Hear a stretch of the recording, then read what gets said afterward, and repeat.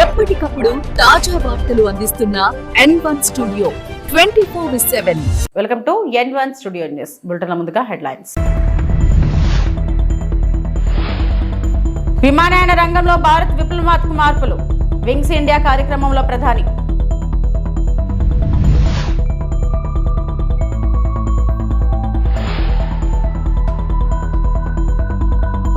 విశాఖపట్నంలో కాలుష్య సమస్యలపై stake హోల్డర్లతో interactive session.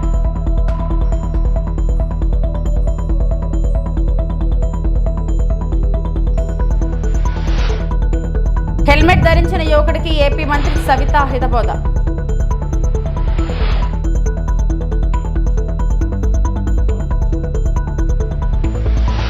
Wings India కార్యక్రమంలో గౌరవనీయులైన ప్రధానమంత్రి సమావేశానికి శుభాకాంక్షలు తెలుపుతూ పౌర విమానయాన రంగంలో భారతదేశం సాధించిన ముఖ్యమైన మార్పులను ప్రస్తావించారు. విమానాశ్రయాల వేగవంతమైన అభివృద్ధి, ప్రాంతీయ కనెక్టివిటీ పెరగడం మరియు ప్రయాణికుల సంఖ్య వచ్చిన వృద్ధి వల్ల భారతదేశంలో విమాన ప్రయాణం ఎలా అందరికీ అందుబాటులోకి వచ్చిందో, భవిష్యత్తుకు ఎలా సిద్ధంగా మారిందో వారు వివరించారు. భారతదేశాన్ని ప్రపంచ స్థాయి విమానయాన కేంద్రంగా తీర్చిదిద్దాలనే లక్ష్యాన్ని నిర్దేశించారు. విమానాల తయారీ, నిర్వహణ, కొత్త తరహా గాలి రవాణా సాంకేతికతలు, కార్గో సేవలు మరియు పర్యావరణానికి అనుకూలమైన విమాన ఇంధనం రంగాల్లో ఉన్న అవకాశాల గురించి మాట్లాడారు. పౌర విమానయాన రంగం అభివృద్ధి కోసం ఆవిష్కరణలు, స్వదేశీ ఉత్పత్తులు మరియు అంతర్జాతీయ భాగస్వామ్యాలపై ప్రభుత్వం దీర్ఘకాలికంగా కట్టుబడి ఉందని ఈ ప్రసంగం ద్వారా స్పష్టం చేశారు. Honourable ministers, global aviation industry के लीडर्स, इंटरनेशनल ऑर्गेनाइजेशंस के रिप्रेजेंटेटिव्स, डिस्टिंग्विश्ड डेलीगेट्स, देवी और सज्जनों, नमस्कार। विंग्स इंडिया इस प्लेटफॉर्म पर मैं सभी इंडस्ट्री लीडर्स, एक्सपर्ट्स, इन्वेस्टर्स का अभिनंदन करता हूं। आप सभी जानते हैं एविएशन इंडस्ट्री का अगला युग बहुत एस्पिरेशंस से भरा हुआ है और भारत इसका एक बड़ा प्लेयर बनता जा रहा है। Aircraft manufacturing, pilot training, advance air mobility, aircraft leasing, ये ऐसे सेक्टर हैं जिन्हें लेकर भारत अनेक संभावनाओं के साथ आपके समक्ष उपस्थित है और इसलिए विंग्स इंडिया की ये समिट हम सभी के लिए इतनी अहम हो गई है। फ्रेंड्स, पिछले एक दशक में भारत के पूरे एविएशन सेक्टर में एक हिस्टोरिक ट्रांसफॉर्मेशन हुआ है। कभी भारत दुनिया के उन देशों में था जहां एयर ट्रैवल एक एक्सक्लूसिव क्लब तक सीमित था, लेकिन आज स्थिति एकदम बदल गई है। आज भारत दुनिया का तीसरा बड़ा डोमेस्टिक. ఆంధ్రప్రదేశ్ డిప్యూటీ ముఖ్యమంత్రి పవన్ కళ్యాణ్ విధుల్లో భాగంగా విశాఖపట్నం నగరంలో పెరుగుతున్న కాలుష్య సమస్యలపై సమగ్ర చర్చ కోసం స్టేక్ హోల్డర్లతో ఒక ఇంటరాక్టివ్ సెషన్ నిర్వహించారు. ఈ సమావేశంలో ప్రభుత్వ శాఖల అధికారులు, కాలుష్య నియంత్రణ మండలి అధికారులు, పరిశ్రమల ప్రతినిధులు, పర్యావరణ నిపుణులు, స్వచ్ఛంద సంస్థలు, ప్రజాప్రతినిధులు పాల్గొన్నారు.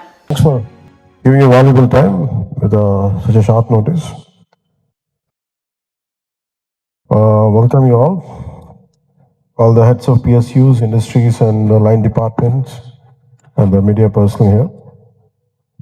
Also a heartfelt namaskar to Principal Secretary, Environment, Forest Science and Technology, Sri Kantilal Dandeji, Chairman, Pollution Control Board, Sri Krishna Garu, Collector and District Magistrates, Visakhapatnam, Sri Harendra Prasad Garu, Member Secretary, Pollution Control Board, Saranan Garu,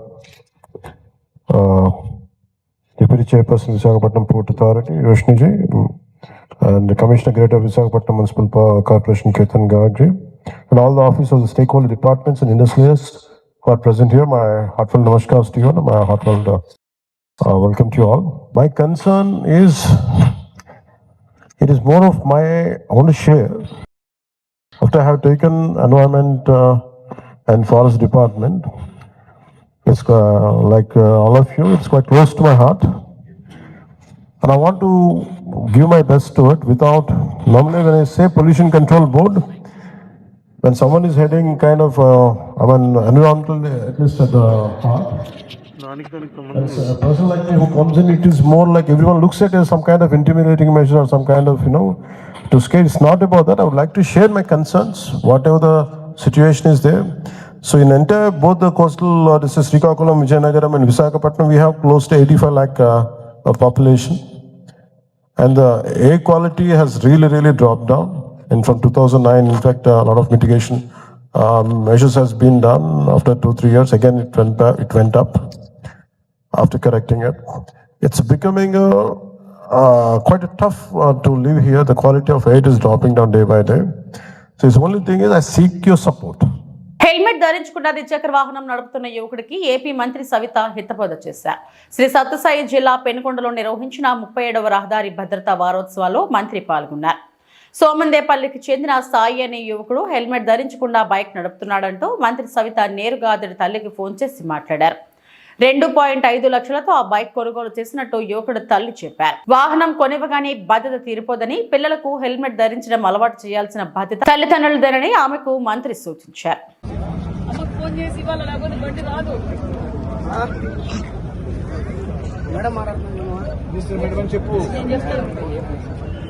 hello అమ్మా, నేను minister సవితమ్మని మాట్లాడుతున్నానమ్మా. బాగున్నారా?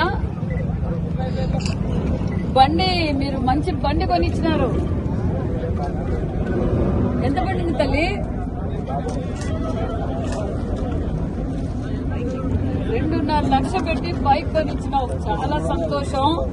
మరి కష్టపడి bike కొనిచ్చినావు, మీ అబ్బాయి ఏమో helmet పెట్టుకోకుండా బండి తోలుతా ఉన్నాడు. ఏం చేద్దామంటావు? అవునమ్మా, ఓకే, బండి ఏమో కొనిచ్చావు తల్లి. నీ కొడుకు భవిష్యత్తు బాగుండాలి, నీ కొడుకు గౌరవంగా ఉండాలని బండి కొనిచ్చావు. బండి బయటికి తీసేటప్పుడు నీ కొడుకు హెల్మెట్ పెట్టుకుని బయటకు వచ్చే బాధ్యత నీదే. నీ కొడుకు ఆరోగ్యం కోసం చెప్తున్నాం. ఓకే, ఇప్పుడు నువ్వు చెప్పావు కాబట్టి బండి పంపిస్తాం, కొత్త బండి. మళ్ళీ నీ కొడుకు ఎక్కడ హెల్మెట్ పెట్టుకోకుండా బండి తోలితే బండి ఇంటికి రాదు. ఇప్పుడు మేమే హెల్మెట్ పెట్టి పంపిస్తాం మీ అబ్బాయికి, ఓకేనా? ఓకే, ఏం సారీ వద్దు, జాగ్రత్త. ఓకే అమ్మా, థ్యాంక్ యూ.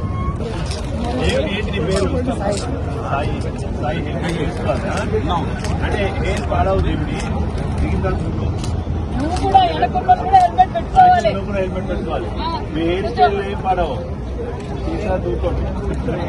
మనం బాగుంటే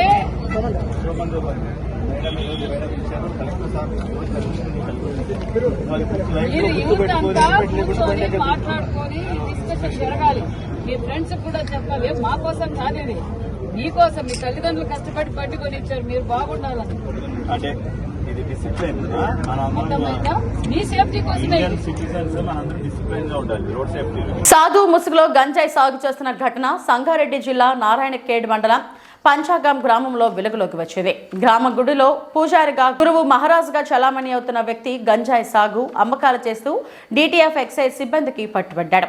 పంచాగాం గ్రామంలో గంజాయి సాగు జరుగుతుందన్న సమాచారం మేరకు డిటిఎఫ్ సిఐ శంకర్ ఆధ్వర్యంలో ఎస్ఐలు హనుమంత్, అనుదీప్ ఇతర సిబ్బంది తనిఖీలు చేపట్టారు. దేవాలయ ప్రాంగణంలో బంతిపూల తోటలో గంజాయి మొక్కలను సాగు చేస్తున్నట్లు గుర్తించారు. నిర్వహించిన దాడుల్లో 685 గంజాయి మొక్కలు, 17.74 కేజీల గంజాయి, 897 గ్రాముల గంజాయి విత్తనాలు, 30,000 నగదు, వేయింగ్ మిషన్ ను స్వాధీనం చేసుకున్నారు. స్వాధీనం చేసిన గంజాయి విలువ సుమారు 70 లక్షలు ఉంటుందని అధికారులు అంచనా వేశారు. చాలా కాలంగా గంజాయిని ప్యాకెట్లుగా తయారు చేసి అమ్మకాలు సాగిస్తున్నట్లు విచారణలో వెల్లడైంది. గురువుగా చలామణి అవుతున్న నర్సయ్య మహారాజును అరెస్టు చేసి నారాయణఖేడ్ ఎక్సైజ్ స్టేషన్కు తరలించారు. ఈ కేసులో గంజాయి స్వాధీనం చేసుకున్న డిటిఎఫ్ ఎక్సైజ్ సిబ్బందిని excise enforcement director Shanawaz Qasim, Medak deputy commissioner J Harikishan ఇతర ఉన్నతాధికారులు అభినందించారు.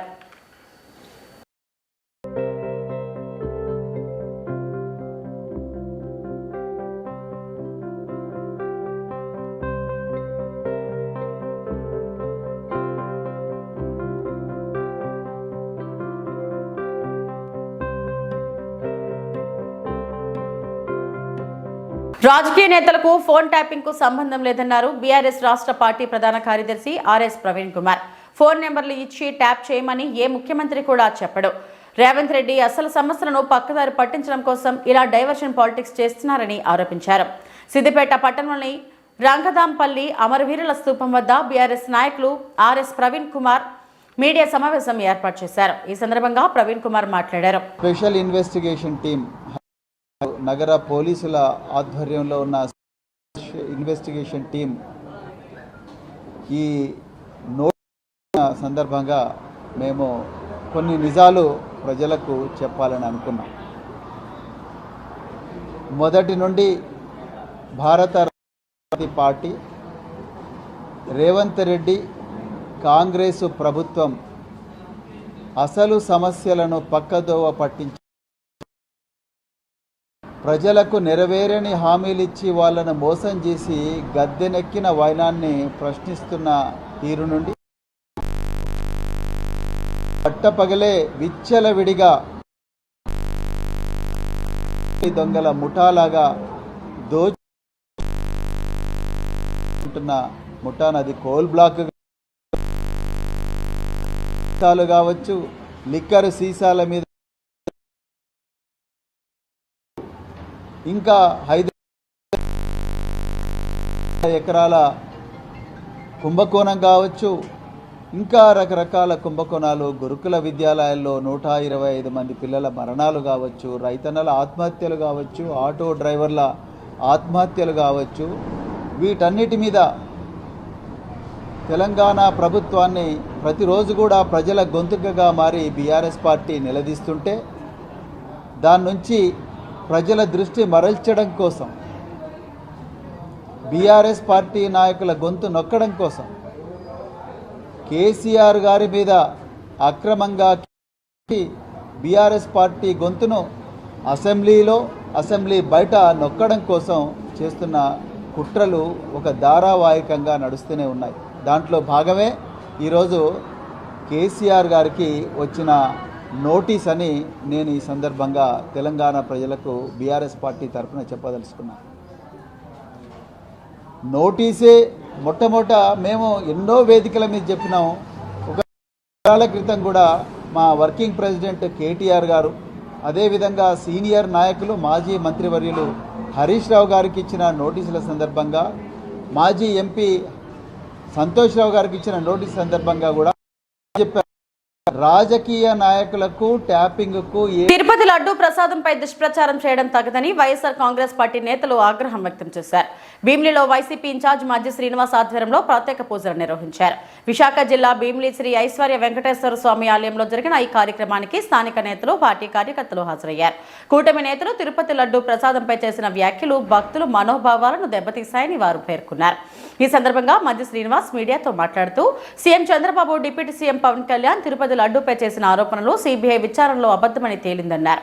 ఇప్పటికైనా వారు తమ వైఖరి మార్చుకుని భక్తుల భావాలను గౌరవించాలని సూచించారు. ఈరోజు నేను, నాతో పాటు మా భీమిలి నియోజకవర్గ పెద్దలందరం కూడా, ముఖ్యంగా మా వైఎస్ఆర్ పార్టీ నాయకులు, కార్యకర్త పెద్దలందరం కూడా ఈరోజు ఆ కలియుగ వెంకటేశ్వర స్వామిని ఈరోజు దర్శించుకున్నాం. మరి ఆ స్వామివారి ఆశీస్సులు తీసుకున్నాం, ఆ స్వామివారిని కోరుకున్నాం. ఏదైతే తిరుమల వెంకటేశ్వర స్వామి వారి ప్రసాదం, ఆ ప్రసాదం తయారీలో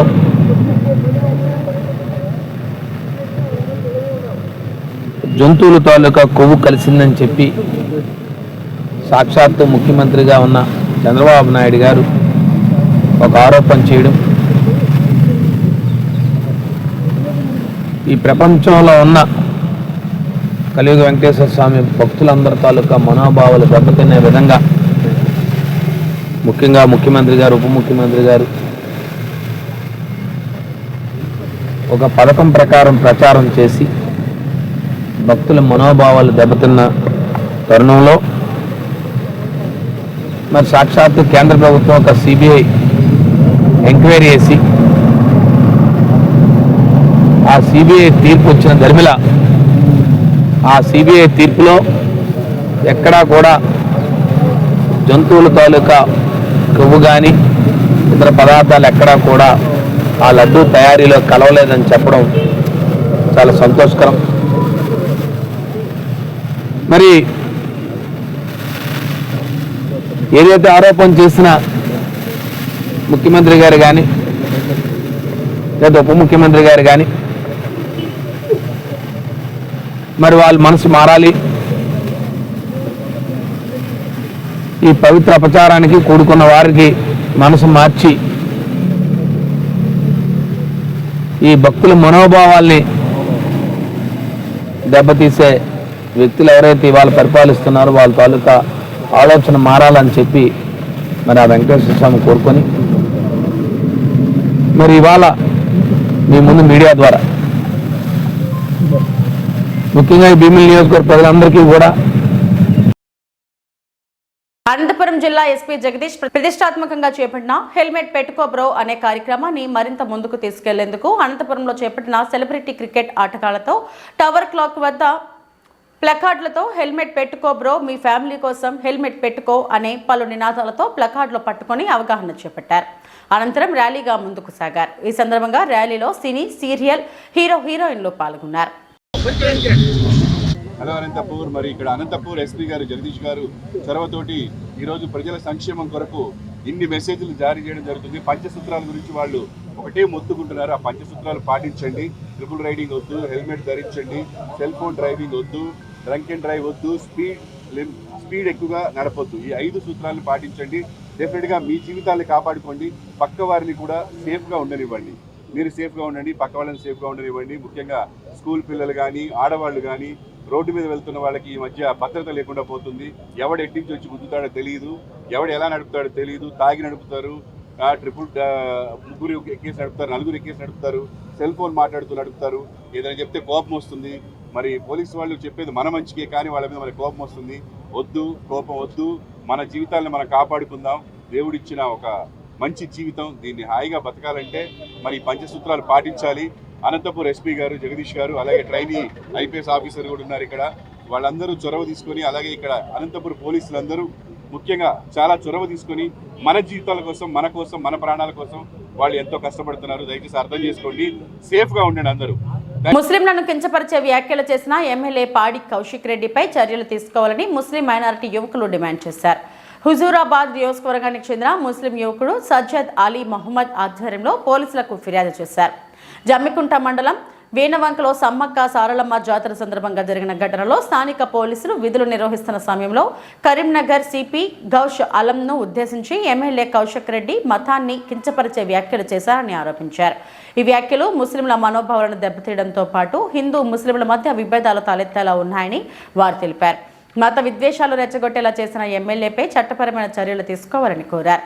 ఈ ఫిర్యాదు కార్యక్రమంలో ముస్లిం యువ నాయకులు సజ్జద్ మొహమ్మద్, సమీర్, మొహమ్మద్ ఖాలాల్, యాకూబ్, సలీం తదితరులు పాల్గొన్నారు. పట్టణంలో స్థానిక హుజూరాబాద్ శాసనసభ్యుడు రౌడీ రెడ్డి కౌశిక్ రెడ్డిపై ఫిర్యాదు చేయడం జరిగింది. స్థానిక ముస్లింలంతా కలిసి రౌడీ రెడ్డి కౌశిక్ రెడ్డి యావత్ తెలంగాణలో ఒక ఎమ్మెల్యే ఏ విధంగా ఉండాలో ఆ విధంగా ఉండకుండా, ఏ విధంగా అయితే వేడివేడి పెనం పైన కోడి ఏ విధంగా ఎగురుతుందో ఆ విధంగా అచ్చోసిన ఆంబోతులాగా ఎగురుతూ ముస్లింలపైన కించపరిచే విధంగా మాట్లాడడం సరికాదు. మేము ముస్లింలంతా కూడా నిన్ను రోడ్లపైన తిరగకుండా చేస్తామని చెప్పేసి సందర్భంగా హెచ్చరిస్తూ ఉన్నాం. మీరు సమ్మక్క సారక్క జాతరలో మీ కుటుంబ వ్యవహారాలు ఏవైతే ఉన్నాయో వాటిపైన మీరు చేయాల్సిన పనులను, మీరు మీ అంతర్గత గొడవలను ముస్లింలు ఎందుకు లాగుతున్నారని చెప్పేసి సందర్భంగా మిమ్మల్ని డిమాండ్ చేస్తూ ఉన్నాము. కౌశిక్ రెడ్డి బిడ్డ ఖబర్దార్, ఇప్పటికే నువ్వు హుజూరాబాద్ నియోజకవర్గాన్ని యావత్ తెలంగాణ మొత్తం కూడా ఖరాబ్ చేస్తున్నామని చెప్పేసి ప్రతి ఒక్కరు ఎక్కడికి పోయినా మీరు ఏ నియోజకవర్గం అని అడిగితే హుజరాబాద్ అని అంటే మీరు అక్కడ నుండి వచ్చిరా అనే ఒక దౌర్భాగ్య పరిస్థితిలో హుజరాబాద్ నియోజకవర్గ ప్రజలు జీవిస్తూ ఉన్నారు. ఇలాంటి రౌడీ రెడ్డి కౌశిక్ రెడ్డిని ఎమ్మెల్యే సభ్యత్వం నుండి రద్దు చేయాలని చెప్పేసి మా ముస్లిం సమాజం అంతా కూడా డిమాండ్ చేస్తూ ఉంది. తక్షణమే వాని పైన యాక్షన్ తీసుకోవాలని చెప్పేసి మేమంతా డిమాండ్ చేస్తూ ఉన్నాం. ముస్లింల ఐక్యత, ముస్లింల ఐక్యత, ముస్లింల ఐక్యత, ముస్లింల ఐక్యత. ఇవి ఇప్పటివరకు నా బులెటిన్ అప్డేట్స్. నమస్తే.